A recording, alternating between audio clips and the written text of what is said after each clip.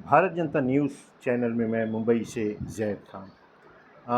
आज कल ये चर्चा उत्तर प्रदेश में योगी सरकार रहेगी या जाएगी या कोई नया नेतृत्व उत्तर प्रदेश में उभरेगा, ये एक सवाल बहुत ज़ोरों से तमाम मीडिया में गूंज रहा है। दोस्तों देखिए, ये पार्लियामेंट में हार के बाद जिस तरीके से मतलब बीजेपी 203 से 240 पे 303 से 240 पर आई, तो यकीनन इसकी समीक्षा पार्टी में होनी चाहिए थी।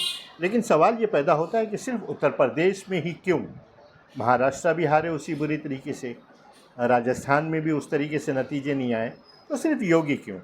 महाराष्ट्र इस तरीके की समीक्षा से बचा हुआ है, योगी जी इस दौर से गुजर रहे हैं। अच्छा, ये हार जो हुई है उसमें हम किसको जिम्मेदार मानें? सवाल ये भी होता है कि हार के पीछे क्या कारण है। देखिए, योगी जी की कुछ ताली तो दोनों हाथ से बजी है, हारने वाली ताली जो है वो दोनों हाथ से बजी है। एक तरफ हम ये देखते हैं कि ज़्यादा लोगों का कहना ये है कि हम सेंट्रल भारत की सरकार की गलत नीतियों की वजह से और कुछ काम अधूरे रहने की वजह से इस इलेक्शन में बीजेपी की हार हुई है। आप देखेंगे किसानों की बदहाली सब पर आम है।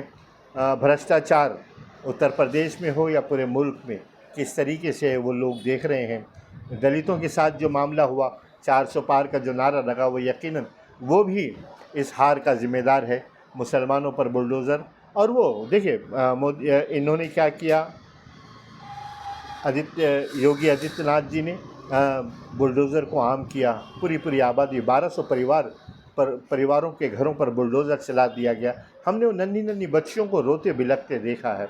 तो इंसानी दर्द जो है ना, वो मजहबें और सरहदें आड़ नहीं आती। अगर इंसानों पे कोई जुल्म हो तो यकीनन एक मज़हब दूसरा मज़हब, एक सरहद दूसरी सरहद से बाहर इस पीड़ा को महसूस करता है। तो योगी जी ने इस बात को यकीनन महसूस नहीं किया कि वो एक जाति, एक समुदाय, अकबर नगर में जिस तरीके से बुलडोज़र चला रहे थे, वहाँ पे तमाम जातियों के लोग थे, लेकिन इंसानी दर्द तो एक ही था। दूसरी बात यह हुई कि देखिए, प्राइम मिनिस्टर जो है वो उस टेम्पो वाले के यहाँ जाते हैं जिसने भर कर, मतलब इलेक्शन में वो कह रहे थे ना कि अडानी और अंबानी ने राहुल गांधी को पैसे, टेम्पो भर के पैसे दिए। तो आज उनके बच्चे की शादी में जाते हैं। हाथरस में एक मामला होता है, आप वहाँ नहीं जाते। तो ये सारी वजूहात थी बीजेपी को उत्तर प्रदेश में 62 से 33 तक आने की। पूरे मुल्क में 303 से 240 पर आए। अच्छा, एक चीज़ ये भी लोग देख रहे हैं, क्या वो 75 साल का जो नियम है, केजरीवाल ने जिस तरीके से कहा था कि 75 साल का जो नियम है वो सिर्फ अडवाणी जी पर, मुरली मनोहर जी पर या सुमित्रा महाजन पर ही लागू होगा, या इन पर भी लागू होगा।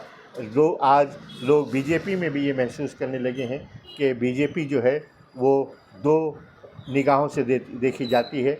दो तरीके से लोग चला रहे हैं। एक वो तरीका जो गुजरात के लोगों का है, और एक वो तरीका जो आरएसएस से बीजेपी जन्मी थी, उसमें वो उस कमी को महसूस कर रहे हैं। आरएसएस भी बीजेपी से इसीलिए थोड़ा सी उसके बीजेपी के लीडरों के अहंकार की वजह से नाराज़ हैं। देखना यह है कि आने वाले दिनों में अमित शाह जीतते हैं, मोदी जीतते हैं, या केशव प्रसाद मौर्य जीतते हैं, या योगी जीतते हैं। ये आने वाले दिन ही बता पाएंगे कि उत्तर प्रदेश में सियासी ऊँट किस करवट बैठता है। जय हिंद दोस्तों।